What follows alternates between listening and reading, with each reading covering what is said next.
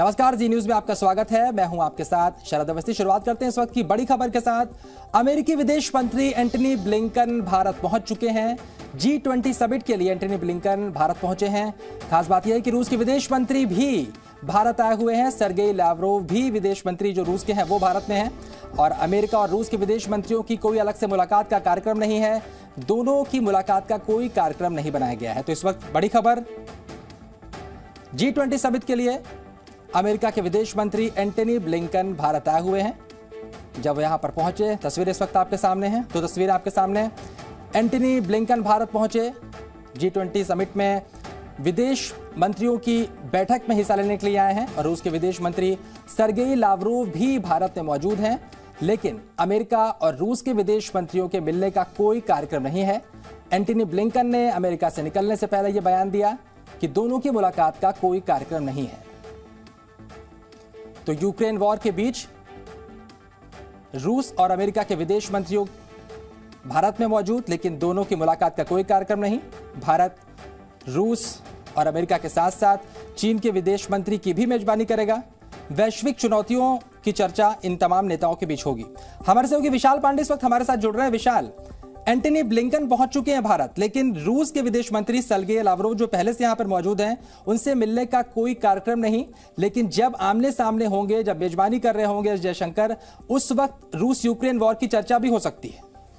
देखिए, बिल्कुल शरद, यहाँ पर अमेरिका का जो पूरा प्रतिनिधि मंडल है वो इस वक्त दिल्ली पहुंच चुका है और एंटनी ब्लिंकन भी दिल्ली पहुंच चुके हैं। थोड़ी देर पहले अमेरिकी विदेश मंत्रालय की तरफ से एक बयान जारी किया गया है कि अमेरिका G20 की इस बैठक में शामिल हो रहा है और तमाम ऐसे मुद्दे हैं, खासतौर पर रूस यूक्रेन का मुद्दा इस बैठक में भी उठाया जाएगा। और इस बात की पुष्टि अमेरिका के विदेश मंत्रालय के प्रवक्ता जेड तारर ने भी जी न्यूज से बातचीत में की है। इसके अलावा ब्लिंकन की मुलाकात विदेश मंत्री एस जयशंकर के साथ भी होगी, लेकिन रूस के साथ उनकी कोई मुलाकात यहां पर प्रस्तावित नहीं है। हालांकि जब वहां पर 40 डेलीगेट्स मौजूद रहेंगे G20 की बैठक में, उस वक्त जरूर आमने सामने हो सकते हैं अमेरिका और रूस के जो विदेश मंत्री हैं। लेकिन फिलहाल कोई प्रस्तावित कार्यक्रम नहीं है। लेकिन जो रिलीज जारी की गई अमेरिका की तरफ से, उसमें यह साफ तौर पर कहा गया है कि G20 की बैठकों में शामिल हो रहा है अमेरिका। और जो रूस और यूक्रेन का युद्ध हो रहा है उसके लिए सीधे तौर पर अमेरिका ने अपने बयान में यह कहा है कि रूस उसके लिए जिम्मेदार है और इस मुद्दे को भी अमेरिका लगातार इस बैठक में उठाएगा। अब देखना ये होगा कि G20 की इस बैठक में, क्योंकि इसके मुद्दे बेहद अलग होते हैं, तो साफ तौर से ये कहा जा रहा है कि इस युद्ध का जो असर है, खासतौर पर इकोनॉमी को लेकर या फिर जो फेल चीजें हैं उनको लेकर, इन तमाम मुद्दों पर इस बैठक में चर्चा हो सकती है। शरद, बिल्कुल विशाल, यहाँ पर सबसे खास बात भारत के लिए, क्योंकि रूस से दोस्ती की बात करें, अमेरिका भी बहुत करीब है। भारत के लिए कैसी स्थिति आप देखते हैं? क्योंकि यहाँ पर चीन के विदेश मंत्री भी मौजूद रहेंगे, यहाँ पर रूस के विदेश मंत्री भी आ चुके हैं, ब्लिंकन भी यहाँ पर आ चुके हैं। तो भारत की स्थिति को आप कैसे देखते हैं? और रूस यूक्रेन वॉर की अगर बात करें तो इसका कितना असर पड़ने वाला है इस पूरी मीटिंग में?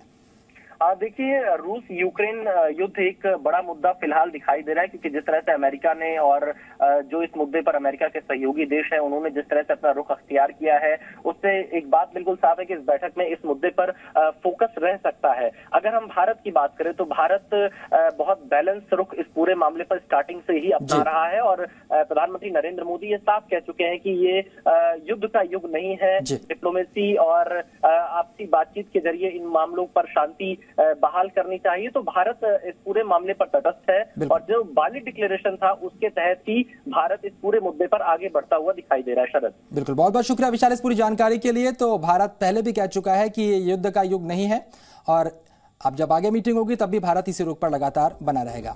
आगे बढ़ते हैं। एक और अमेरिका के विदेश मंत्री एंटनी ब्लिंकन भारत पहुंच चुके हैं और दूसरी ओर अमेरिका के विदेश मंत्रालय के प्रवक्ता जेड तरार भी भारत में हैं। जेड तरार ने G20 सम्मेलन पर कहा कि G20 का मकसद है कि दुनिया में जितने भी बड़े मसले हैं उनका समाधान निकले। रूस यूक्रेन युद्ध पर भी जेड तरार ने अपने विचार साझा किए। सुनिए उनसे एक्सक्लूसिव बातचीत।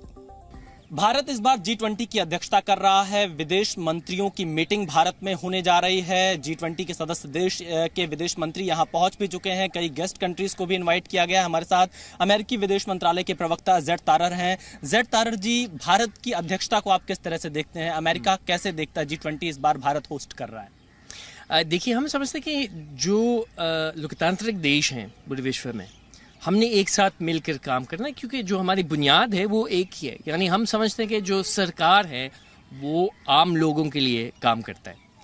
एक तरफ ये लोकतांत्रिक देश हैं, दूसरी तरफ वो देश है जो कि जिनकी सरकार अपने जो आम लोगों हैं उनके लिए काम नहीं करता, चाहे वो चीन है चाहे वो रूस है।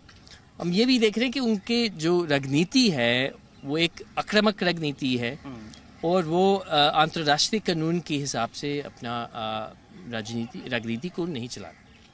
अच्छा, जो अभी विदेश मंत्रियों की बैठक होगी, इसमें अमेरिका क्या रूस यूक्रेन का युद्ध का मुद्दा इस बैठक में उठाएगा? क्योंकि हमने बेंगलुरु में जो देखा फाइनेंस मिनिस्टर्स की बैठक के बाद जो नोट आया उसको लेकर भी रूस और चाइना ने काफी इस पे सवाल खड़े किए। कैसे देखते हैं आप, क्या रूस यूक्रेन युद्ध का मुद्दा इस बैठक में रहेगा?